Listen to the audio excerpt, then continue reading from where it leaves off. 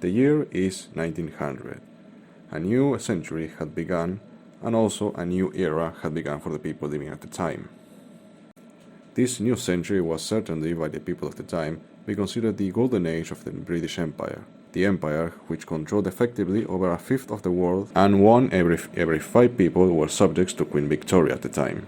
But specifically, at the beginning of the year, in January to be precise, the more pressing issue that the British people had was the ongoing conflict in South Africa, known today as the Second Boer War. It was in January that finally the Admiralty and the High Command of the British Armed Forces decided to send reinforcements to the British garrison stationed in South Africa, effectively marking the beginning of the end of the war and the beginning of the defeat of the Boer republics.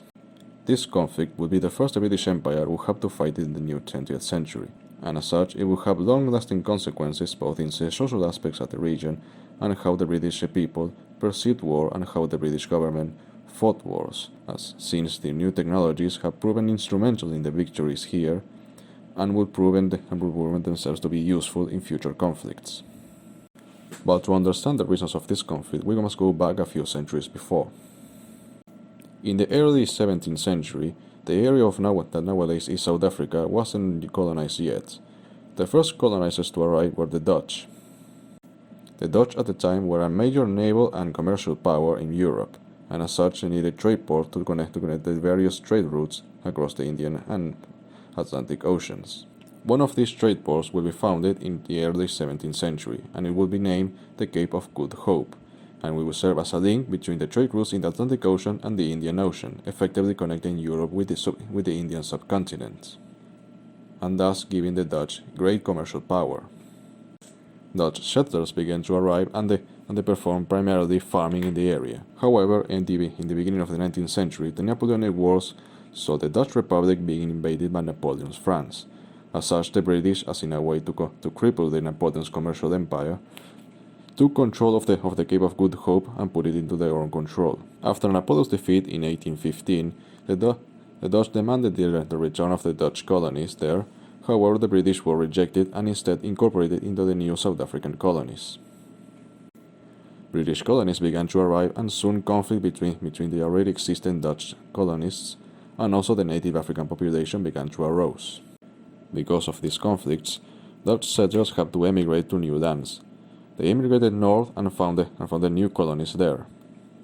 The Dutch settlers settled in the north, and they would begin to take the name of Boer, which means farmers or settlers in Dutch.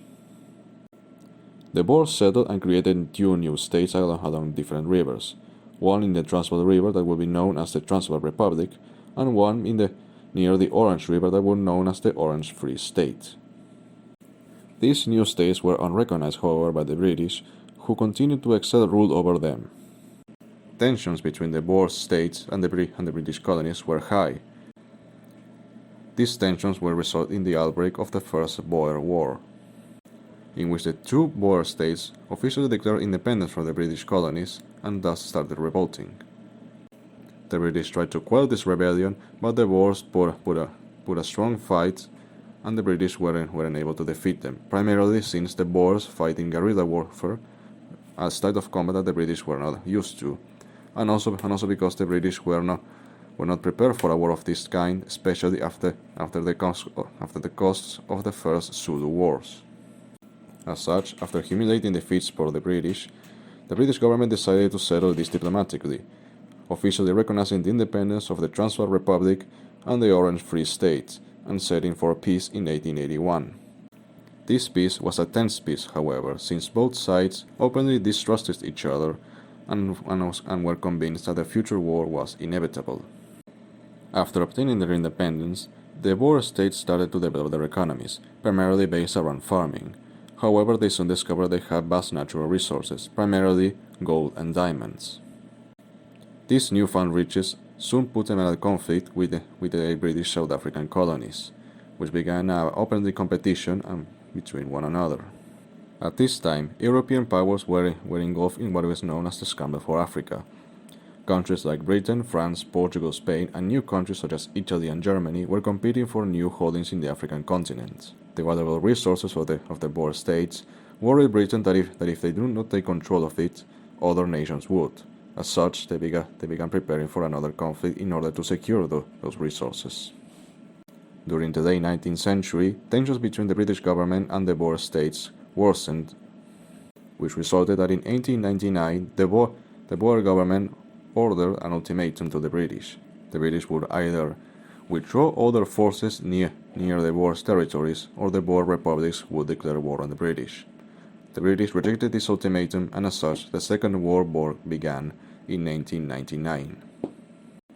The first stages of the conflict saw the Boer republics launch an offensive against the British territories, gaining territories after territories and facing little resistance, due mainly that the British forces were not fully prepared for the conflict.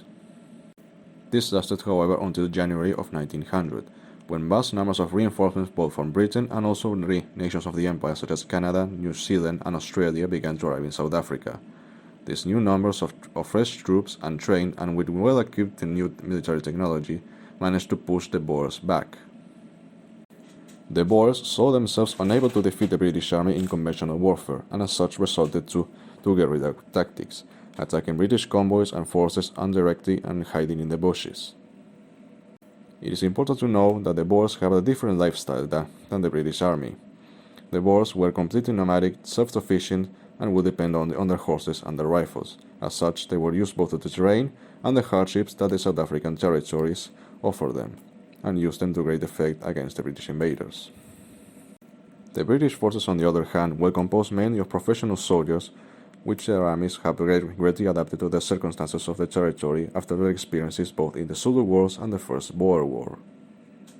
The corrections of the mistakes were various. The most notable one was the replacement of the traditional bright red uniform of the British Army that were traditionally used since the early 18th century for a more camouflaged uniform based on the brownish color. The British also had a technological advantage since the late 19th century, provided them with new kinds of weapons, self-repeating rifles, cannons, artillery, and the new invention that would change the battlefield, the machine guns. Since the Boer forces were consisted mainly on irregular militias, they had to retreat into the mountains, staging attacks and guerrilla conflicts against the British forces. As the British were not fully prepared for this new kind of warfare, they suffered heavy casualties and had to resort to different tactics to win. In March 1900, British reinforcements also received a new commander, Lord Herbert Kitchener. Kitchener was an experienced officer and also saw combat during the Franco-Prussian Wars and during the First Boer War. Kitchener heavily studied the ways the Boers fought and sought ways to defeat them without having to fight them directly, as they would have the advantage in these situations. Kitchener, taking inspiration from the American Civil War, started a campaign of scorched earth policy, destroying whole areas of Boer farming, thus denying the Boer forces of food and resources. Kitchener sought to defeat the Boers without having to fight them directly, and thus denying them of the supplies, but also having more controversial actions, such as taking civilians of the Boer communities, mostly women and children, and putting them under the protection / imprisonment by the British forces. Kitchener's strategy would prove successful. The Boers were crippled in resources, and the British were able to advance, capturing the city of Pretoria, the capital of the Transvaal Republic, by June of 1900. After that, the Boer government had to retreat, and their forces were engaged by the rest of the war in a gruesome guerrilla campaign. This stage of the war was characterized by gruesome guerrilla fighting by parts of the Boers, and also by unorthodox tactics done by Lord Kitchener in order to win the war. The British attempted to destroy the Boer supply lines by destroying all crops and farms that they could find, and also by deporting various of their people to various colonies like St. Helena or Australia.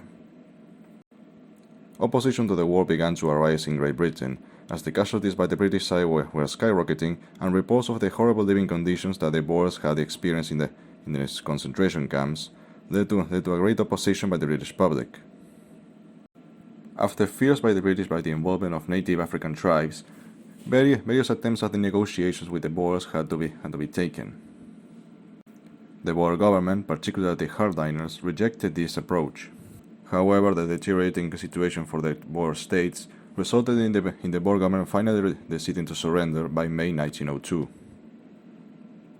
The war would finally end with the Treaty of Vereeniging, signed on the 31st of May 1902, ending the war.